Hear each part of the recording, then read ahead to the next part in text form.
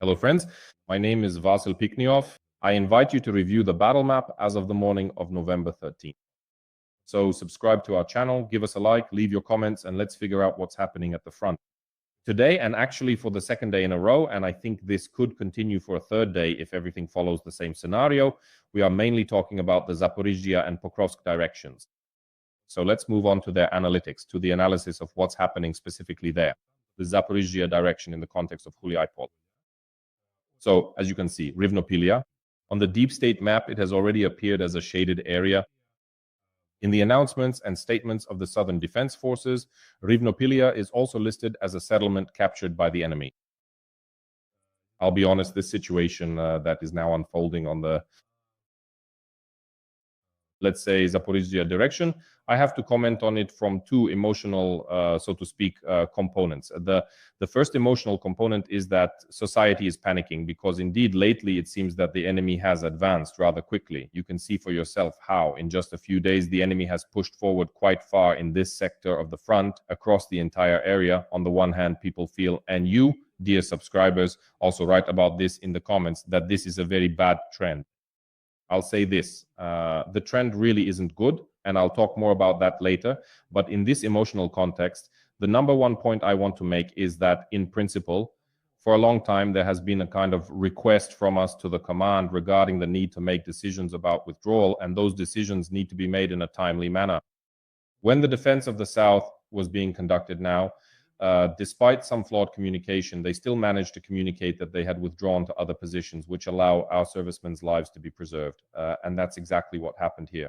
So it is in this context and in this light that we should perceive the information coming from here, although moving forward, the main emotional emphasis reveals some very grim prospects.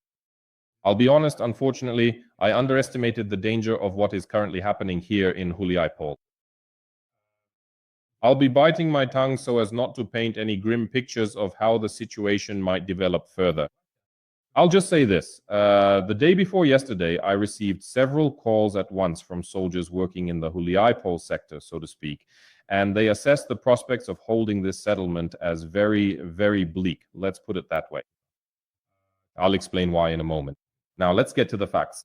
Rivnopillia, after its capture, becomes a hub for the enemy to amass resources and reserves in order to strike at the rear of Huliaipole, and, which is also a second dangerous situation, at the rear of Zelenyi Hai. Because here a situation is arising that will probably soon require us to appeal to the command regarding a withdrawal to lines that will allow us to preserve the lives of our servicemen, because in fact the enemy is now threatening the logistics of Zelenyi Hai and Chervone, and in fact the physical entry of Russians into the rear of this territory. The enemy will undoubtedly use Rivnopillia as a logistical hub for accumulating equipment and above all personnel, especially pilots. This will allow, I've mentioned this more than once, you only need to look at the satellite images of the map. This will allow the Russians to shell the supply routes to Holia and Polia towards Novomykolaivka and towards Orikhiv. These routes will undoubtedly come under attack from enemy pilots. And moreover, in fact, at this point as well, the logistics of Zelenyi Hai and Chervone will be targeted by the enemy. This is the trend that we are already seeing in the near future. And to be honest, yesterday I heard here, I'll bite my tongue here to avoid making any further announcements. But unfortunately, as I said about Pokrovsk 2 weeks ago, that we are losing it despite all the rose-colored glasses that some people wanted to put on. In the same way, I'll be honest about Huliaipole, we will lose it in the near future. We will lose it. Because with the resources we currently have, it's hardly possible to hold on to it. Sorry for being so blunt, so to speak. But the enemy for now is also not in a hurry to force events here. Deep State writes about this, noting that the enemy currently lacks the resources to carry out a direct operation on Huliaipole. Therefore, most likely they will focus on logistical tasks, softening up our defenses in certain ways, and only then advance on Huliaipole. It may be possible to slow down the enemy's advance because it is now known that, well, obviously our additional reserves will be deployed here. This is an undeniable reality, and they will try to put out the fires, or at the very least make life for the Russians here significantly more difficult. The problem, however, is that from Huliaipole there are opportunities for the enemy to advance and move further in two directions at once. From Huliaipole, the first direction is toward Novomykolaivka. This is a direct route, essentially moving here, or to the west toward Orikhiv. Actually, I drew the arrow incorrectly. The arrow should go here because there is also a road between Orikhiv and Novomykolaivka, just as there is between Novomykolaivka and Huliaipole. In addition, the enemy is trying to advance toward Novomykolaivka via Pokrovsk, that is this Zaporizhzhia settlement. In some perspective, for the enemy, it is target number one, and it will be target number one in the future. But honestly, that would be a very catastrophic prospect, one I would rather not imagine.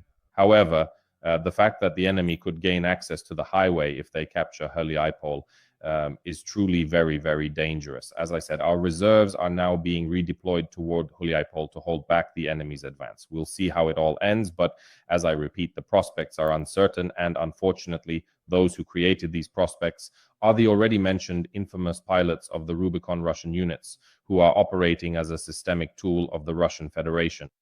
These are centralized units, let's put it that way, with centralized supply and a centralized decision by the Russian army.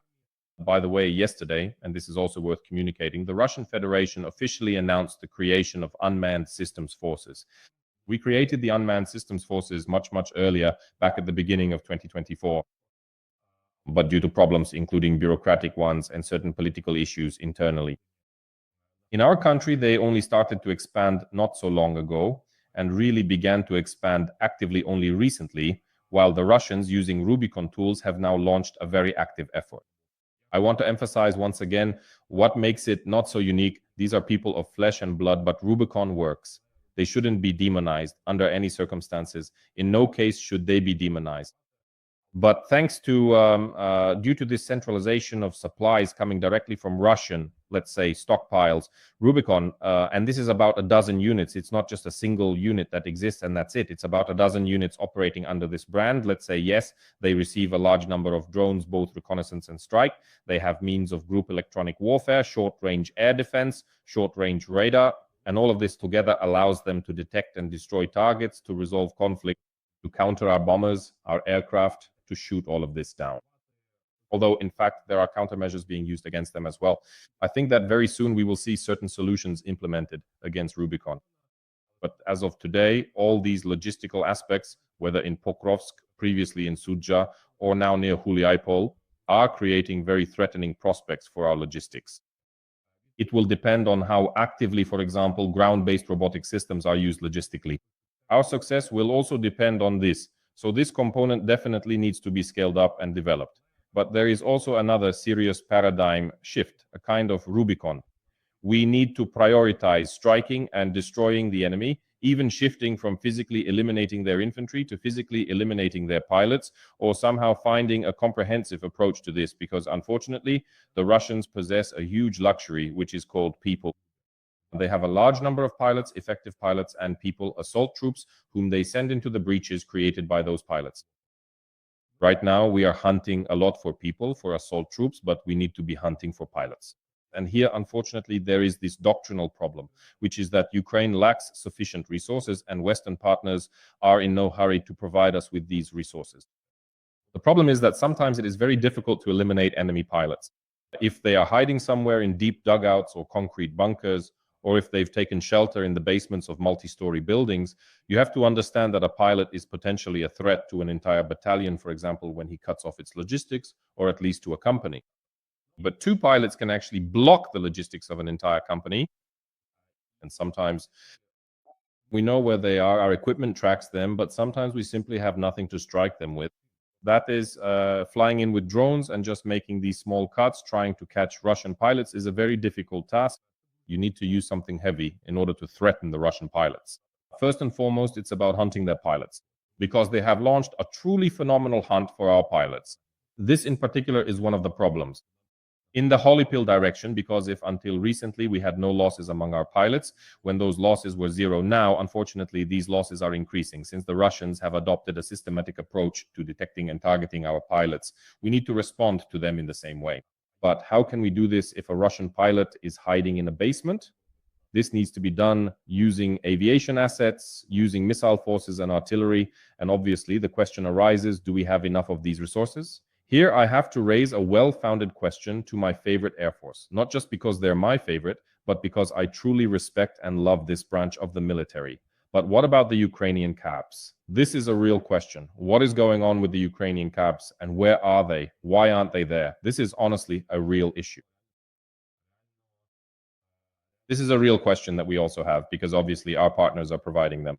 And the debut of the 39 and the JASP and the Hammers, but when you have your own, you have your own. Right now, I'm stating the obvious, but unfortunately, that's just how it is. We need to shift our focus to hunting down Russian pilots specifically. Only then can we hope to at least stop the enemy, who has now started to push very aggressively on all fronts. By the way, there have also been changes recently on the deep state map in the area of Dachne. Here you can see Dachne is also already in the Dnipropetrovsk region, where the enemy, they've marked that they are advancing in the area of Kotlina up to the highway to the west of Pokrovsk. And now the Pokrovsk Myrnohrad agglomeration. Let's talk about it directly. The information has become somewhat muddled, let's put it that way. And there's even informational noise regarding Myrnohrad and Pokrovsk because the battle for Pokrovsk itself has somewhat faded into the background. This is due to the fact that essentially Russian infantry is now inside the city, trying to concentrate as many of their forces as possible, entrench themselves here, and carry out what they call the decisive final assault on this agglomeration. At the same time, at present, the main fighting is actually taking place on the outskirts along the logistical routes. These are Hryshin, Rodinske, and Rivne. In Rivne, by the way, Russian presence is already being observed right now. Infantry, which our soldiers are destroying, but there is more and more of it, and it appears there more and more often. Although in our areas like Myrnohrad, rotations are still happening, logistics are still possible, but each time it becomes more dangerous. There are risks of hitting mines, getting ambushed. For example, the enemy recently showed their operations in Pokrovsk, just to give you an idea of the situation there. The specifics of the fighting currently taking place in Pokrovsk are that infantry raids are very rare. Mostly it's all about drones here. Drones, drones, and more drones. So Polskala, who showed footage of the clearing operation in Pokrovsk, was actually showing a firefight between two soldiers. Two of our soldiers are engaged in a firefight with two Russians. That's the scale right now, in fact. Attacks happening in cities rarely involve firefights at all. And this doesn't just apply to Pokrovsk, it also applies to Huliaipole, Kupiansk, and many other directions. Firefights as such simply don't happen. Now everything is shifting to drones. Absolutely everything is moving entirely into drone warfare now. And whoever is more successful, that's exactly why I'm highlighting and emphasizing Rubicon and the means to counter it, because whoever is more effective in this component will have the advantage. For now, at this moment, the advantage belongs to the Russians. The general concept of what's happening here now in the Pokrovsk-Myrnohrad agglomeration. I described it in detail yesterday, but briefly, in a few words, I'll remind those who are only looking at the map today. It seems that our forces are aiming to secure only Myrnohrad, or at least its northern part, because Myrnohrad is quite an extensive settlement stretching from north to south. You can see its administrative boundaries here, so at least the northern part of Myrnohrad, this location. Right now, there is hope for holding and possibly partially holding the northern sectors of the city of Pokrovsk. That is precisely why, and for this very reason, the main battles are currently taking place in this sector, Krasny Lyman, Rodinske. This is being done to relieve the logistical routes here, to allow logistics to function. Let's say that, yes, there are already such reports, particularly from the Russians, claiming that they have captured Suky Yar in the south. This is quite possible because Vysoky Yar, it's not unlikely that our troops have already started gradually retreating from these locations, pulling back, moving towards Myrnohrad and Pokrovsk. But I don't know this information for sure. I don't know it publicly, but at least the Russians are claiming that they have captured Suky Yar. The Russians also make a lot of other claims as part of their information special operations. They show videos where supposedly crowds of beaten Ukrainian soldiers are leaving in groups. Cut, bandaged, wrapped up on crutches, they come out and surrender in groups. This does not correspond to reality. If you see such a video on any public page, you can automatically block it and send it to hell. Because videos like these, where supposedly Ukrainian soldiers come out on crutches, bandaged, and surrender to the Russians, are already a proven fact. They are videos generated by artificial intelligence. It does not reflect reality. This is an informational attack by the enemy. On the contrary, let me finish on a positive note. For example, we can see on the deep state map the advance of our troops in the Shakova area and the clearing of territories there. But of course, there is also the enemy's advance with the alignment of the front line to the southeast of these locations. Well, that's how it is. I understand that it's very unpleasant to hear some news, but it's important to realize that, for example, in the Huliaipole direction, the situation has been developing, and it was already predicted for quite some time that it would not be very pleasant. But I must admit, after yesterday's conversations with some of the soldiers, I realized that even I had underestimated the danger. There really is a danger here, this disorganized section, a kind of mini disorganized section of the front where the enemy is steadily advancing, requires more than just the command's attention. If I have the opportunity to reach them through these channels, I am trying to do so. Thank you all for your attention. Take care of yourselves. All the best, and until we meet again.